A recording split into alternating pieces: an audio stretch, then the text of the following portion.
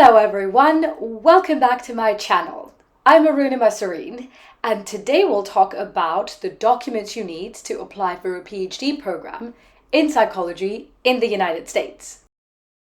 Applying for a PhD can be an overwhelming process, in part because it's a huge life decision, but also because there's just a lot of documents and things that you need to get together. So in today's video, I will go through the list of documents that you need to have in order to apply for a PhD program. Let's get into it. I'm going to do this by breaking up the list of documents into two big categories: core documents and optional documents. Core documents are ones that you would need regardless of whatever university you're applying to, and optional ones are ones that you may be asked depending on the particular program and university. Okay, let's go through the core documents first. So the first core document that you would need will be the application form to the university you're applying to.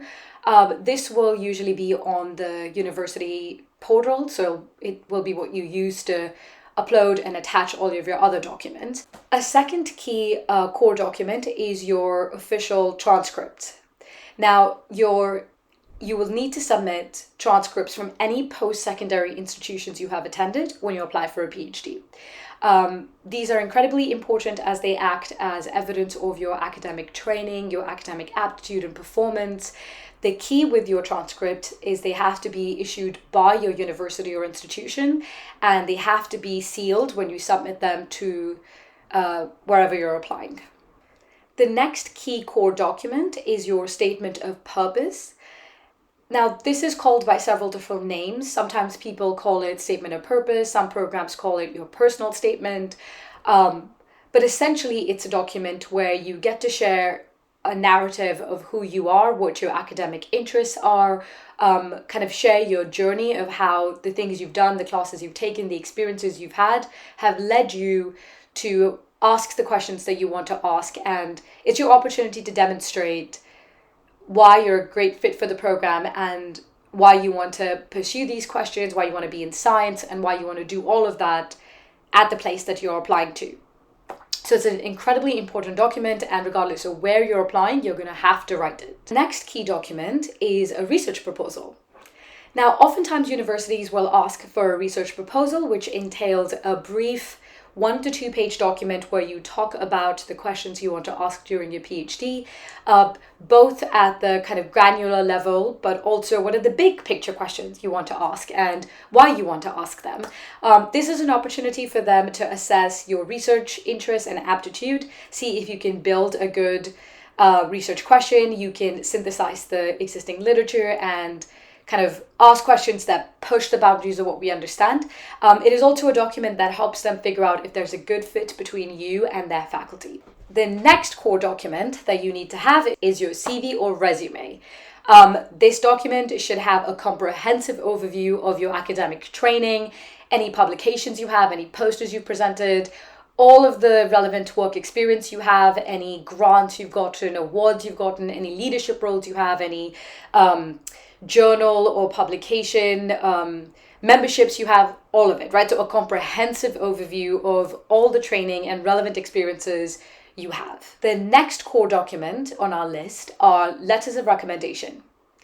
Most psychology PhD programs in America typically require you to have 3 letters of recommendation. At least one of these should come from a faculty member who can speak to your ability to do research, think independently and critically.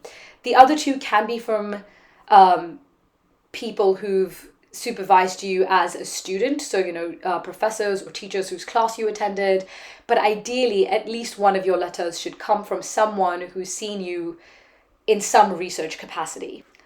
That's it for our core documents. To summarize, that is your application form, transcripts, statement of purpose, research proposal, CV or resume, and your letters of recommendation.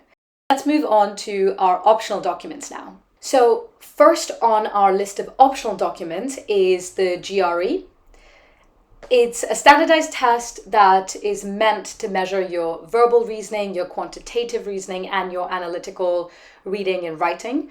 Up until maybe five-ish years ago, all psychology PhD programs in America required you to submit your GRE scores.